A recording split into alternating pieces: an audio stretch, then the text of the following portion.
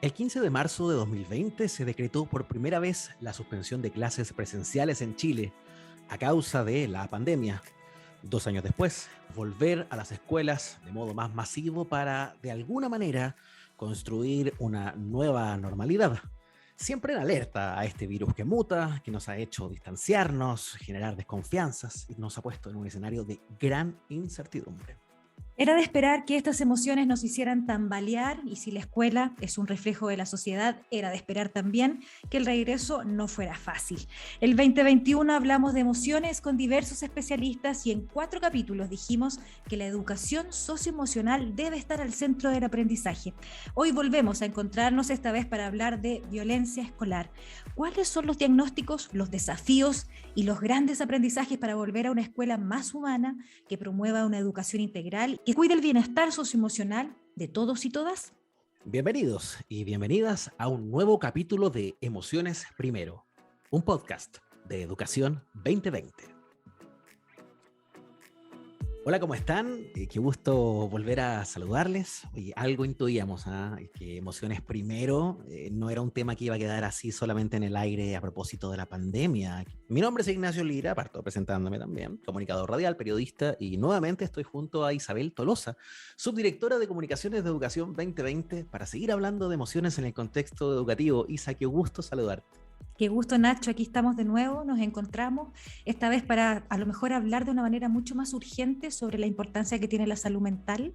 Pero si uno empieza a revisar hacia atrás, parece que la violencia escolar era un tema recurrente y no nos habíamos hecho cargo, no lo habíamos visibilizado.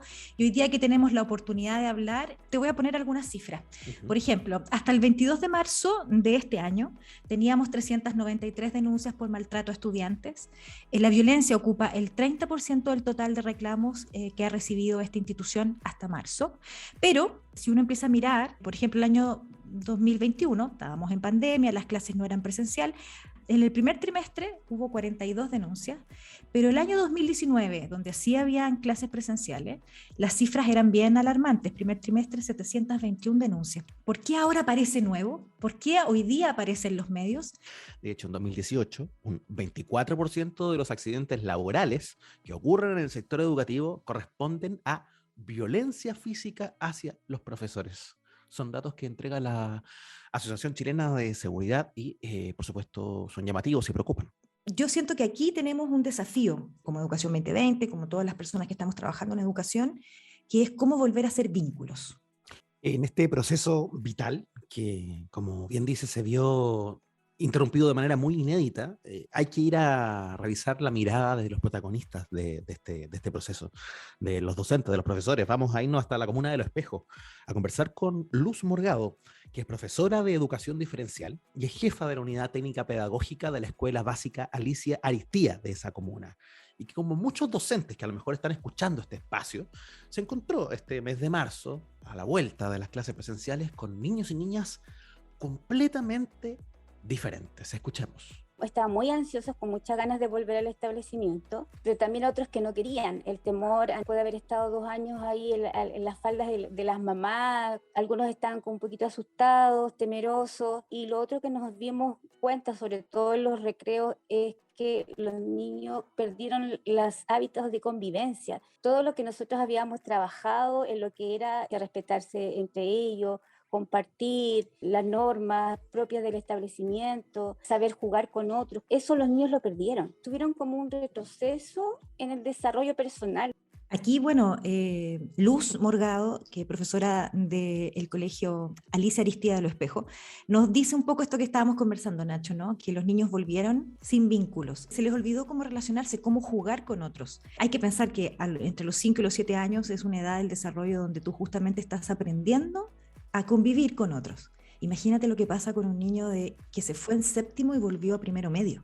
Siguen siendo 2 años temporales, pero dependiendo del momento de la vida donde estás, puede ser un punto de inflexión brutal en términos de las habilidades sociales que incorporas o el cambio de tu perspectiva de tu vida. Y acá estábamos hablando de esto, ¿no? Un proceso súper vital y no es menor atender al contexto también. Recordemos que estamos hablando con la docente de un colegio de la comuna de Lo Espejo, que es una comuna que atraviesa situaciones de vulnerabilidad, con problemas sociales más complejos, con situaciones de violencia que a lo mejor no se ven en otros lugares y que representan un desafío extra.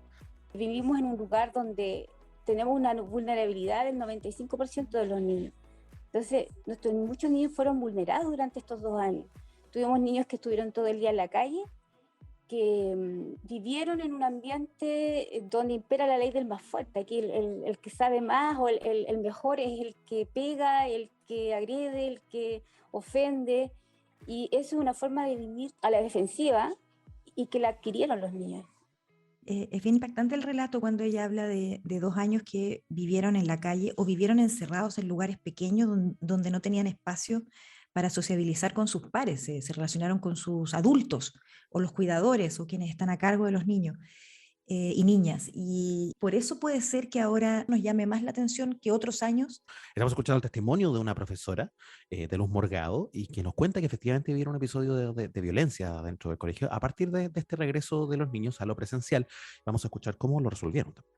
La experiencia que tuvimos donde 2 niñas partieron jugando, terminaron enojadas y golpeándose unos con otros, y después uno de los apoderados terminó amenazando con pistola a la familia de la niña en su otra casa. Entonces fue complejo porque después llegó la familia acá a la escuela, obviamente asustadas y preocupadas, y nosotros llamamos a las autoridades porque no teníamos mucho que hacer porque todo había sido fuera y no tuvimos respuesta, así que con las herramientas que teníamos, y afortunadamente había bastante personal aquí en la escuela en ese momento, los niños ya se habían retirado de la escuela. Ahí enfrentamos la situación tratando de mediar y bajar los niveles de estrés, de ansiedad que se generaron en ese momento, pero fue una situación como bien estresante y preocupante. ¿Hasta qué punto podían haber llegado con esa situación? Es fuerte lo que nos cuenta Luz.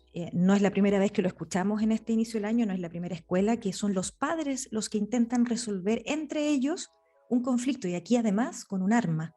Yo me imagino lo que deben haber sufrido en esta escuela de Lo Espejo, porque además cuando está fuera del colegio, Nacho, hay un tema con el protocolo de convivencia escolar que no se puede activar porque no pasó en el colegio.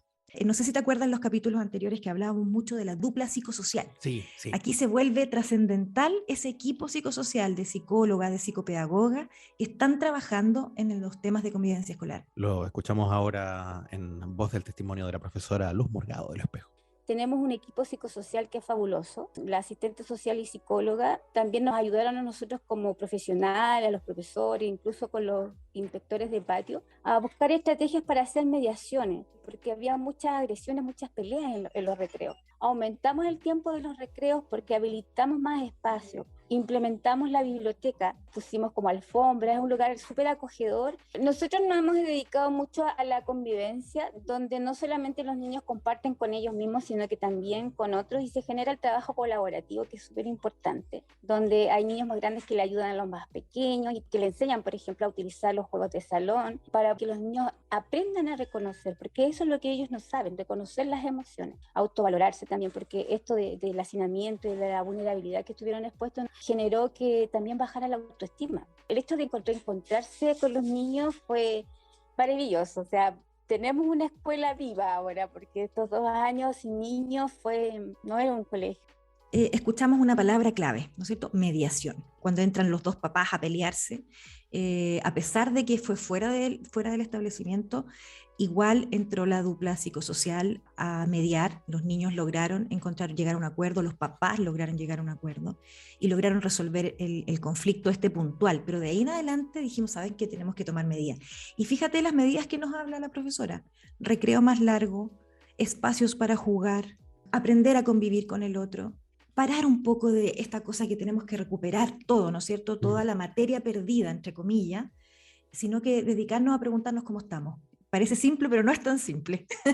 Es que la escuela vuelve a estar viva. Me encanta esa frase que dice la profesora Morgado, ¿no? Con sus beneficios, pero también con sus problemas, con todo lo que significa volver a estar con los demás en lo presencial. Hay tanto por hacer y qué lindo también tener una mirada más holística de que lo que hay que recuperar no es solo currículum, hay que recuperar también el contacto con los demás, el día a día.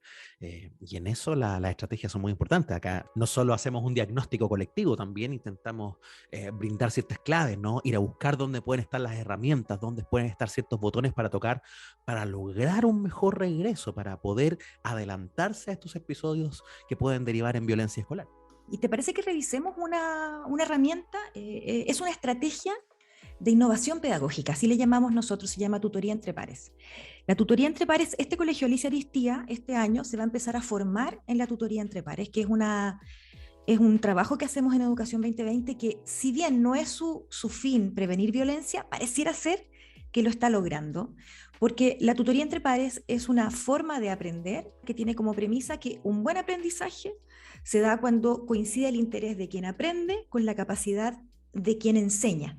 Entonces, los estudiantes aprenden una materia, entre comillas, se hacen expertos en esa materia y tú, yo, cualquier ser humano puede aprender con él. Yo me transformo en tu tutora, Nacho, tú eres mi tutorado, y después tú eres mi tutor y yo soy tu tutorada, y los dos vamos aprendiendo juntos una materia. Ese vínculo que se crea en esta metodología es maravilloso. Nosotros hemos trabajado ya en otras escuelas de Lo Espejo la tutoría entre pares. Ha sido bien bonita la experiencia porque también refuerza algo que decía la profesora Luz Morgado, que se trata de la autoestima. Soy tan experto en lo que te voy a enseñar o lo que te voy a compartir que me creo experto, me creo bacán en el tema. Escuchemos cómo funciona en terreno la tutoría entre pares de la mano de Consuelo Iturrieta, que es coordinadora de investigación y estudios de Educación 2020. Cuando nosotros trabajamos con tutoría entre pares, hablamos de la relación tutora cuando nos referimos a el trabajo que hace el diálogo, la conversación entre un tutor y un tutorado. Alguien que enseña un tema de su interés, alguien que quiere aprender a ese tema porque también de alguna manera le interesa y conectan en torno a ese tema.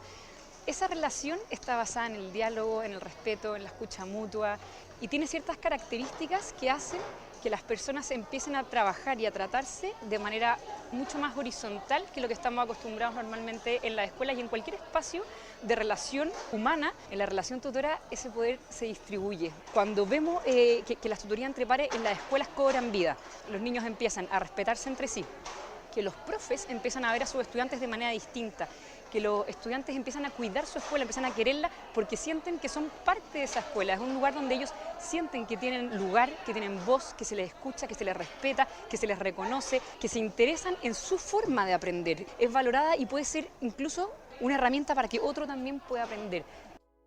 Primero, Isa, con una mirada externa, digo, lo que me pasa escuchando a Consuelo me llama muchísimo la atención. Estamos efectivamente hablando de algo muy innovador. Esto no es a lo que uno está acostumbrado en un marco educativo, y lo hablo incluso de la experiencia de uno como estudiante. Uno va atentamente y escucha lo que el profesor tiene que decir, y acá se está planteando la posibilidad de que uno tenga tanto que decir como el docente al otro lado, de que la relación sea completamente distinta. Incluso habló de horizontal. En la tutoría entre pares se valora la diferencia de cada participante, se generan espacios de aprendizaje mutuo. Hay espacios de aprendizaje que nosotros le llamamos significativos, profundos, porque todo es a través de preguntas. Entonces, aquí está permitido equivocarse, porque si tú no tienes la respuesta, te voy a ayudar a llegar a la respuesta, pero tú mismo la vas a buscar. Entonces, la gracia del tutor, que aprende a ser tutor, que te va guiando para llegar a la respuesta definitiva. Y estás aprendiendo, pero no te estás dando cuenta que estás aprendiendo, sino que estás en una conversación. Y fíjate que es muy bonito cuando los profesores y las profesoras se meten en esta innovación pedagógica, comienzan también a vencer sus propios paradigmas educacionales. Por ejemplo, que un niño me pueda tutorar a mí y me pueda enseñar algo. Aquí hay un juego, se rompe la sala. Hay una cosa muy bonita, cuando los estudiantes preparan sus tutorías, hay un festival de aprendizajes. Entonces toda la escuela realmente se prepara un festival. A mí me ha tocado asistir a varios festivales donde incluso hay bandas de música tocando, después hay un break donde comemos y compartimos un cafecito con los profes. Está muy entretenida esa parte, y cuelgan las tutorías, los nombres de las tutorías, que son súper llamativos. Entonces la gente elige esa tutoría. y tú estás esperando para darla. Y entonces se rompe eso que dices tú, la jerarquía. Es una bonita innovación pedagógica que yo invito a conocer a todos en educacion2020.cl. Tenemos toda la información sobre lo que son las tutorías. Ni nosotros mismos no nos habíamos dado cuenta que esta herramienta podría prevenir violencia. Esperamos a fin de año tener un estudio mucho más acabado sobre esto y poder realmente tener información para decir sí, este tipo de herramienta podría ayudar y podría implementarse en muchas otras escuelas, colegios, liceos. Escuchemos un poco más sobre esta innovación pedagógica con la voz de Consuelo Iturrieta, de Investigación y Estudios de Educación 2020. El profesor empieza a tener vínculos más personalizados con sus estudiantes y los estudiantes entre sí también empiezan a tener vínculos más personalizados. Entonces ya un estudiante se la piensa 2 veces antes de molestar a otro, porque ya lo conoce, porque ya tuvo una tutoría con ese compañero o esa compañera que quizás no es su amigo, pero ya sabe y tiene un vínculo emocional con él que hace que ya no lo quiera molestar, que ya no quiera reírse si es que se equivocó o hizo una pregunta mala en la clase. Entonces el profe también puede aprovechar ciertas como estrategias que se usan en la relación tutora para trabajar con el grupo curso y para incluso intervenir en un conflicto. Escuchamos testimonios en este Emociones Primero de Educación 2020 acerca de formas de abordar la violencia escolar. Sí, ¿te fijas lo que decía Consuelo? Que cuando uno conoce al otro, se la piensa antes de molestarlo. La piensa 2 veces y es efectivo porque tú en el fondo sabes cuáles son sus penas, al menos sus gustos, dónde vive. Ahí empieza a haber una relación. Y yo creo que eso es algo que en general, yo diría que en el Seamos Comunidad, que es la nueva propuesta de este gobierno para enfrentar todo lo que viene en tema de educación socioemocional, está bien presente. Aprender a conocernos, darnos el tiempo para parar y preguntarnos cómo estamos, ponerse en los zapatos del otro. De eso hablamos cuando hablamos de educación socioemocional, que tiene que estar al centro del aprendizaje de manera transversal. No es un ramo, ¿no es cierto? No es una asignatura. La tutoría entre pares, de alguna manera, viene a generar eso, los vínculos entre profesores estudiantes, estudiante entre estudiantes, entre el estudiante y el inspector, entre estudiantes chicos con más grandes. Entonces, eso viene a ser una relación distinta de convivencia escolar. Tanto lo que escuchábamos de parte de Luz Morgado como de Consuelo Iturrieta, las entrevistadas con las que teníamos recién esta conversación acerca de sus perspectivas de violencia escolar, nos vamos dando cuenta de todos los matices que tiene este problema, indicando que profesores y profesoras están viviendo situaciones muy estresantes y agobiantes actualmente. Así es. Bueno, eso vamos ahora a hablar de los desafíos, Por que supuesto. podamos entrar a conversar diagnósticos y desafíos, porque no solo nos vamos a quedar con qué hacer. De repente parece que todo fuera tan práctico y hay que dar como tips, ¿no es cierto? Y esto no se trata de tips, se trata de una conversación que tenemos que tener y ahondar. Estamos con Cristian Berger. Eres doctor en psicología educacional, actualmente es subdirector de investigación de posgrado de la Escuela de Psicología de la Universidad Católica. Ha trabajado siempre en el desarrollo socioemocional de niños, niñas y adolescentes y las relaciones que establecen entre pares, pero también con los adultos. Desde aquí, Cristian ha aportado una mirada sobre la violencia escolar y cómo la escuela debe ser un espacio seguro. Cristian, muchas gracias por estar acá. Gracias a ustedes por la invitación. Bueno, y también para sumarse a esta conversación nos acompaña Alejandra Ratia, que es psicóloga UC, con más de 30 años de experiencia en educación, trabajando con escuelas rurales y urbanas en Chile, en Australia. Ha ejercido como docente, pero además actualmente es directora ejecutiva de la Fundación Educación 2020 y también, por supuesto, queríamos incorporar su perspectiva a este diálogo. Alejandra, bienvenida. Muchas gracias. Hola Ignacio, hola Isa también y Cristian. Gracias por la invitación de nuevo a conversar aquí, feliz.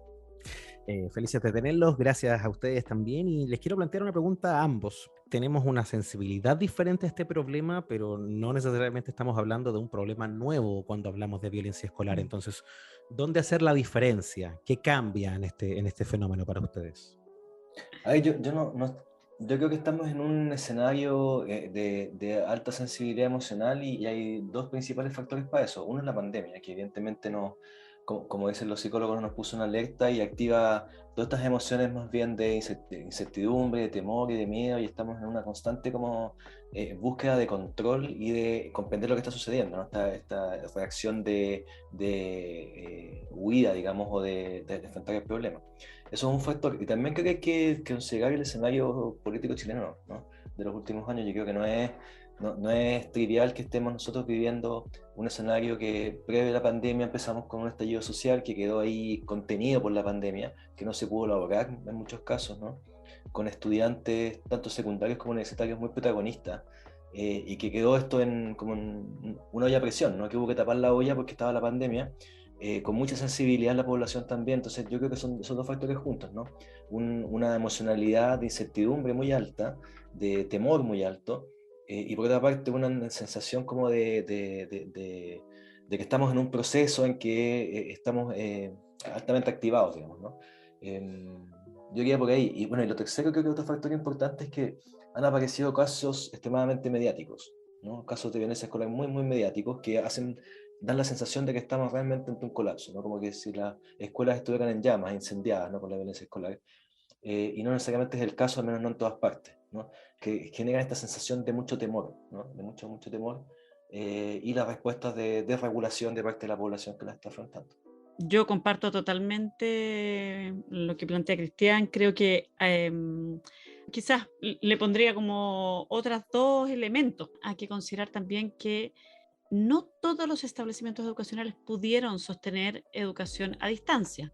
Y además, adentro de cada establecimiento, tampoco todos las y los estudiantes pudieron como sostener la conectividad, el vínculo con sus compañeros, con sus pares, con sus profesores, del mismo modo. Sabemos que hay una inequidad grande en términos de país, no todos los establecimientos podían, pero adentro de cada escuela, además, no todos los niños y niñas podían. Entonces, tenemos un grupo importante de niños y niñas que dejaron de verse. Imagínense un niño que empieza ahora, voy a poner un ejemplo con una hija mía, voy a poner un ejemplo con algo como que además me resuena, ¿no?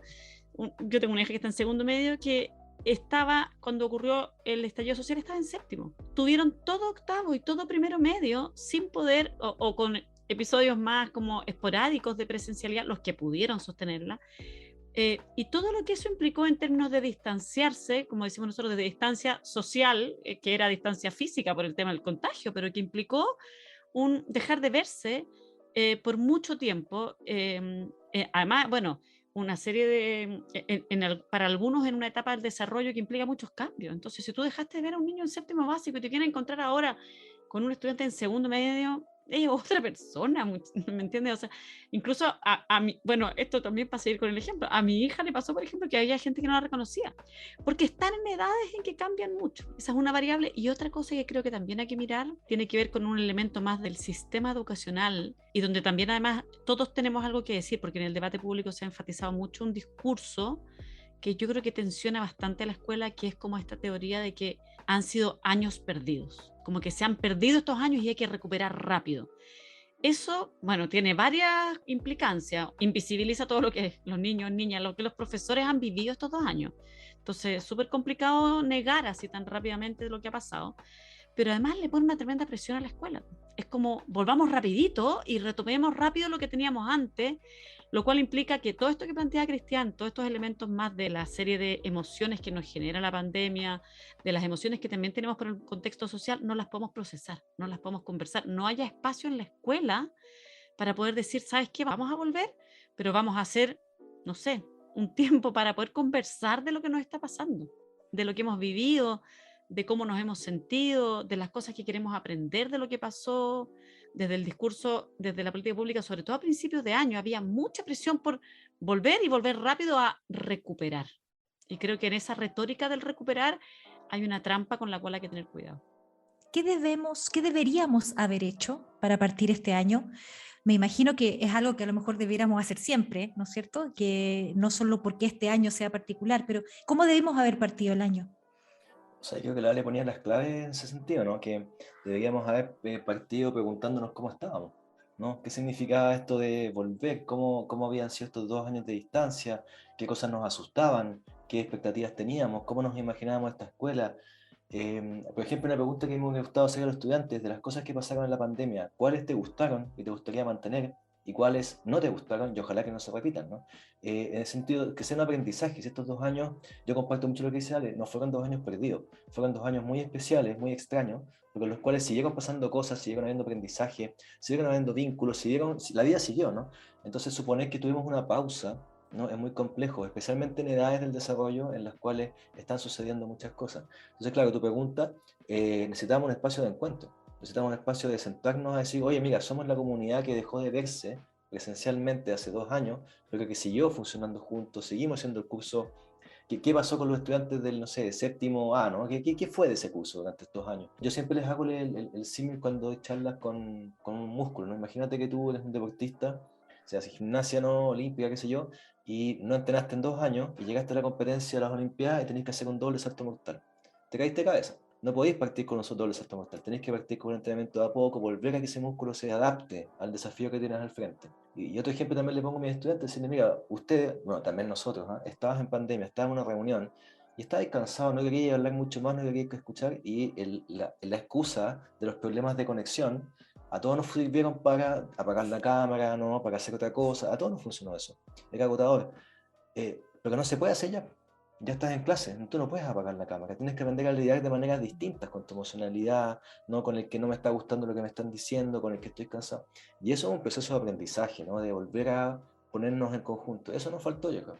Hay que volver un poco más atrás, hay que modificar las cargas de lo que estamos enfatizando en la escuela en estos meses. Esto que plantea Cristian, ¿debiera ser un permanente en la escuela? No solamente porque estamos regresando a la pandemia.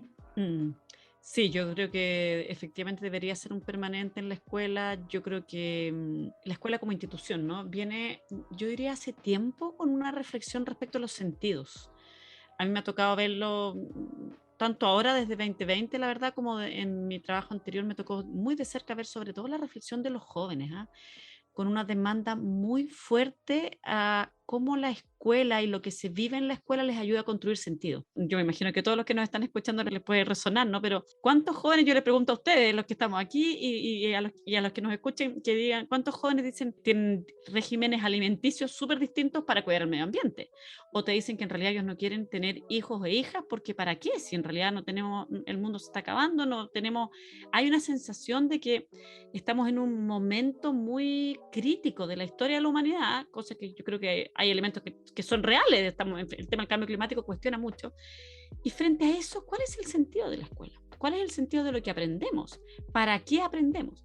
Toda esa conversación es una conversación que yo creo que viene hace tiempo en la escuela y ahora, en el contexto de la pandemia, se ha potenciado más. Tenemos que repensar, lo decía Nacho al principio, cómo repensamos una nueva normalidad, ¿no? En base a lo que hemos aprendido este tiempo, qué cosas del espacio en la escuela quisiéramos remirar. Es como cuando las personas tenemos experiencias vitales que nos cuestionan y que nos ponen como cuestionarnos el sentido de nuestra vida, ¿no? Esta reflexión por el sentido de la escuela también tiene que ver con la reflexión por el sentido de las relaciones con el mundo adulto, ¿no? Porque yo tengo la impresión de que el mundo adulto ha tomado una postura a veces un poco equívoca.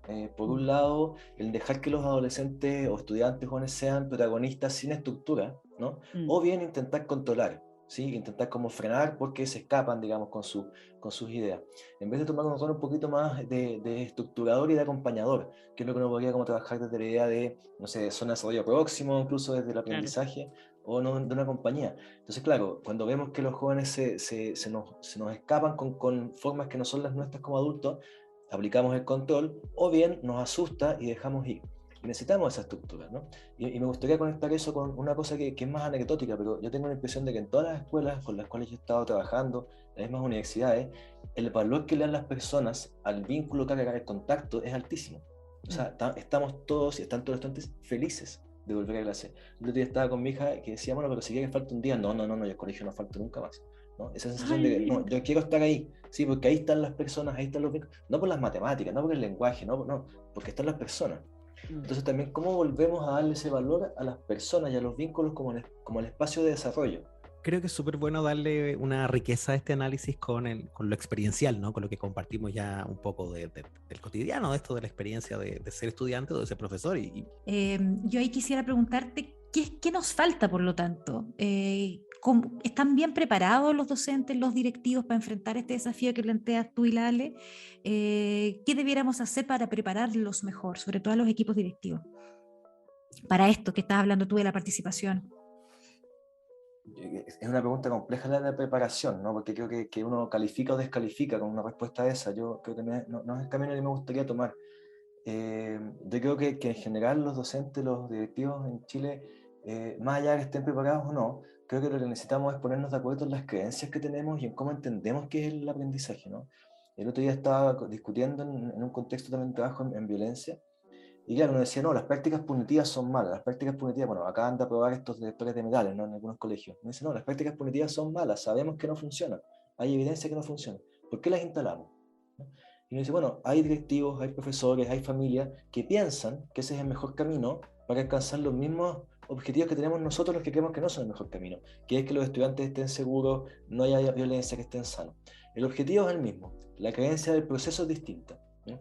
Y en ese espacio de creencias tenemos que conversar, porque si no nos estamos descalificando mutuamente, ¿no? Y tenemos que ponernos de acuerdo en esas creencias, si no, tenemos una sociedad, escuela, digamos, en que tenemos creencias contrarias, con objetivos similares, que entran en la tensión, que entran a descalificarse mutuamente. Yo creo que ahí está el gran problema.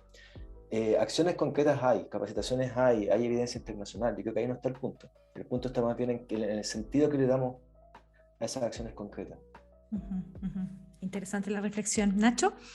Comenzamos esta conversación en el capítulo presentando algunos datos duros, con denuncias de violencia escolar y acá hay otra cifra que me parece súper relevante, es un estudio nacional de la Agencia de la Calidad de Información Ciudadana que se hizo en 2018 en Chile, revelando ya en ese momento que 1 de cada 3 estudiantes de octavo básico cree que la violencia es un medio válido para lograr lo que uno quiere. Uno también puede contrastarlo con una encuesta del 2017 del Instituto Nacional de la Juventud, donde el 85% de las y los jóvenes declaraba haber presenciado algún caso de acoso o bullying en su lugar de estudio. Son números bien duros y es la realidad que uno quiere sopesar también. Entonces, ¿cómo lo toman ustedes en base a los desafíos que hemos estado planteando? Te voy a poner un dato duro más, que es la encuesta nacional de violencia escolar, es la última, en 2015 se publicó, y es que el 67% de los estudiantes se siente seguro en sus escuelas, lo que implica que el 33% no se siente seguro, ¿no? Entonces, claro, y me engancho a eso para responderte. Yo creo que efectivamente tenemos una sociedad que ha validado la violencia, no ahora, no en los últimos 5 años, sino que en los últimos, no sé, 100, 200 años. Creo que la violencia es un mecanismo que está instalado. Hay un libro muy, no sé si llamarlo bonito, pero muy interesante, que se llama Aggression and Adaptation. Y lo que ellos muestran en ese libro es un análisis histórico de distintas disciplinas sobre cómo la violencia ha sido un mecanismo de ajuste, de control, básicamente de adaptación social. En la política, en la religión, en las familias, ¿no? En las relaciones interpersonales. Entonces, que nos sorprenda ahora que los estudiantes la validen, a mí no me sorprende, para nada. Yo creo que esa misma encuesta en los adultos nos diría exactamente lo mismo. ¿Sí? Quizás de maneras un poco más elaboradas, pero la encuesta me parece que reproduce un poco lo que es la sociedad. Ahora, ¿qué hacemos? Yo creo que si tenemos estudiantes que se sienten inseguros y el mecanismo de enfrentar la inseguridad es la violencia, claro, vamos a tener violencia instalada porque es un mecanismo de establecernos como individuos en el contexto en el que nos movemos. Entonces tenemos que, una, generar condiciones de seguridad, ¿no? Y dos, ofrecer mecanismos alternativos para lograr como una identidad más valorada, para lograr un espacio de encuentro con otros, ¿no? Te pongo otro ejemplo en la misma línea para linkarlo con la escuela. Hay un estudio norteamericano en que muestra que los colegios allá que se enfocan solamente en algunas disciplinas, por ejemplo, el típico colegio que todo es fútbol americano y nada más, son colegios donde hay más violencia. ¿Y por qué? Porque tienes una sociedad interna al colegio en que tienes una sola manera de definirte, ¿no? Entonces, claro, ofrezcamos talleres programáticos, abramos espacios distintos, permitamos conversar con la cultura externa. Yo creo que hay hartas claves que apuntan en esa línea. Un solo sentido de pertenencia, eso pensaba, que es como todo lo clave cuando uno está como en la adolescencia, uno quiere Claro, pertenecer. pero es que además si eres malo para el fútbol americano, o sea, aunque pertenezcas, quedaste fuera. Claro, no aceptas la diversidad Tal y no cual. estás fomentando la diversidad. Exactamente. Entonces tienes una jerarquía social que es muy rígida y es muy piramidal. Y una jerarquía piramidal social te lleva a la sensación de injusticia, de inequidad, ¿no? Que es lo que ya sabemos en nuestro país. Muchas veces nos pasa que sentimos que las escuelas son como espacios, no sé, un poco impermeables al resto de la sociedad. Y la verdad es que no, las escuelas son totalmente parte de una sociedad, de un contexto. Las personas llegan todos los días a la escuela después de haber, no sé, situaciones de violencia que son cotidianas, que muchas veces ni siquiera vemos. Pero además quiero hacer una reflexión respecto como a cuáles son las señales que damos, y aquí como país, ¿no? Respecto a las cosas que importan en la escuela. Y efectivamente, respecto a las cosas que importan, también muchas veces tenemos un relato como productivista, de que lo que importa es cómo me va, cuántas notas tiene. Hay una reflexión ahí muy como centrada en el resultado, y además en el resultado en algunos ciertos ámbitos, y ahí tenemos un tema que es más de política pública. Nosotros tenemos todavía tenemos un sistema que está muy organizado como en obtener resultados, ¿no? Y resultados además que se evalúan desde fuera muchas veces, la mayoría de las veces, ¿no?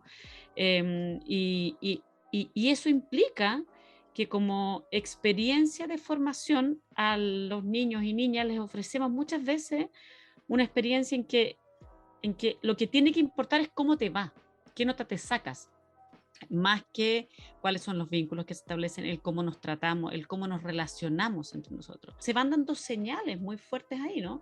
Voy a contar un caso como para dar el ejemplo, para cerrar esta respuesta, ¿no? Pero un joven, era una chica en tercero medio, me decía, en un panel en que estábamos, ella me decía, pero ustedes a nosotros nos prometieron que nosotros íbamos a tener jornada escolar completa para poder formarnos en distintas áreas, para poder hacer teatro, poder hacer música, poder hacer deporte, poder hacer distintas cosas. Y en realidad, para lo único que nos formamos y para lo único que estamos teniendo jornada escolar completa es para preparar las pruebas en lenguaje y matemática.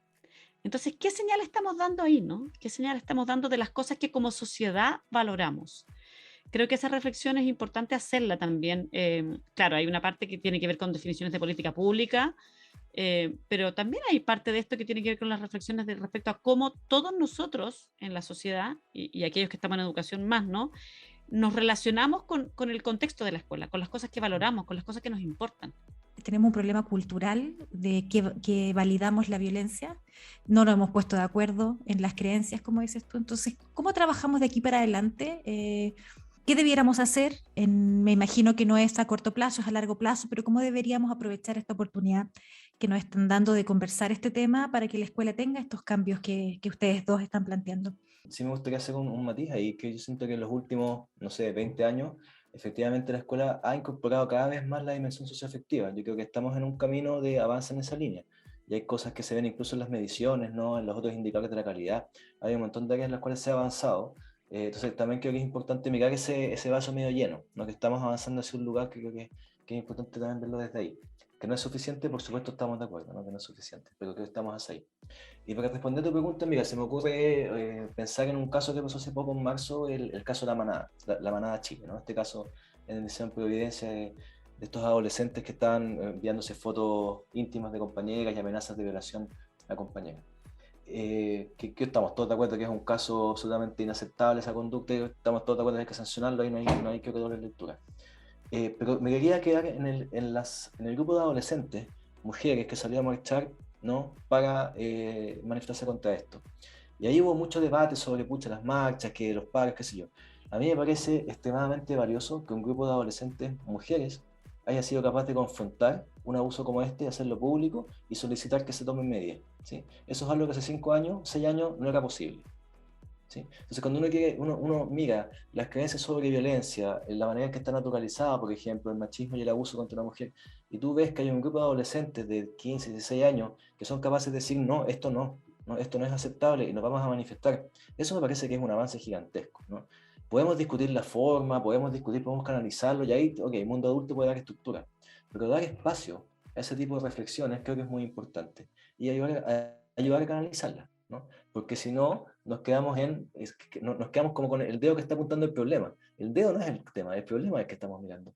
Y ahí creo que ese para mí fue un ejemplo muy interesante para ver que efectivamente estamos avanzando, ¿no? Eso es algo que antes nos dejaba indiferentes, ¿no? Y hoy no nos deja indiferentes.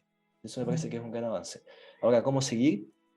Yo creo que tenemos que traer mucho más lo que sucede fuera de la escuela a la escuela. Que el currículum emergente pueda efectivamente conversar lo que está pasando fuera. Casos como este, casos como la guerra, ¿no?, que tenemos en Ucrania instalada, que parece que no nos llega, pero de todas maneras nos llega. ¿Cómo traemos esa conversación? ¿Cómo traemos la discriminación contra inmigrantes, ¿no? ¿Cómo empezamos a darnos cuenta de la violencia que se manifiesta en las cosas pequeñitas, en el día a día, ¿no? Yo creo que por ahí hay que enganchar. Comparto totalmente que ese es un camino. Me encanta también lo del currículum, como de vincular con las cosas que están pasando, el currículum emergente. Tratemos de siempre hacer explícito la voz de los niños y de las niñas, tratar de mirar las cosas desde la perspectiva de, ok, ¿qué señales formativas estamos dando? Y ahí los adultos tenemos que ser capaces de sostener como el espacio que genera el cambio, ¿no? El espacio que genera como de incertidumbre, y luego procesar eso y darle un cauce nuevo. Pero también vamos a tener que tolerar, por decirlo así, que hay un espacio que es un poco incierto. Cosas que teníamos naturalizadas se dejan de naturalizar y empiezan a emerger como cosas que tenemos que cambiar. Genera un momento en que eso todavía no está tan encauzado, que nos genera cierta incertidumbre, que cuesta procesarlo. Entonces creo que hay que relevar la voz de los niños, niñas, jóvenes, para poder ver esas cosas, poder sostener un poco ese espacio y procesarlo luego desde el mundo adulto. Entendiendo, y también creo que aquí hay que dar espacio para que nosotros los adultos podamos también procesar lo que nos produce a nosotros, porque también yo creo que hay que poner así en la mesa que nosotros somos una generación que también probablemente nos tocó vivir muchas de estas cosas y no procesarlas de la misma manera. Entonces también creo que es importante reconocernos aquí como actores y entender lo que nos ocurre con esto, ¿no? Les quiero agradecer sus valiosísimas perspectivas, el tiempo para compartirlas, tanto a Alejandra Ratia como a Cristian Berger. Isa, no sé si tú también quieres agregar un dato al final. Es bueno hacer estos espacios. Yo por ahí me sumo a lo que dicen ambos, que hoy día tenemos la oportunidad de hablarlo, que lo hablemos más, y Emociones Primero se hace cargo de eso. Este podcast se hace cargo de hablar justamente de este tema que es sumamente importante, que lo hablemos como sociedad. Me gustó también la visión de Cristian, de que incorporar a los padres, incorporar a los estudiantes, no vernos como enemigos. Hay una cosa de participación como comunidad educativa. Gracias a los dos. Gracias a ustedes. Y muchas gracias a ustedes.